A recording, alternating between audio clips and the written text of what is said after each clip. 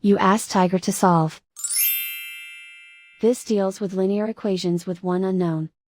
The final result is x equals 12 over 5. Let's solve it step by step. Group all x terms on the left side of the equation. Add 2x to both sides. Group like terms. Simplify the arithmetic. Group like terms.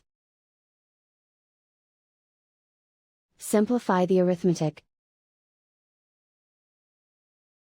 Group all constants on the right side of the equation. Add 4 to both sides.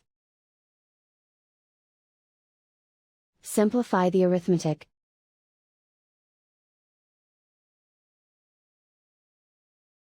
Isolate the x. Divide both sides by 5. Simplify the fraction. And so the final result is x equals 12 over 5.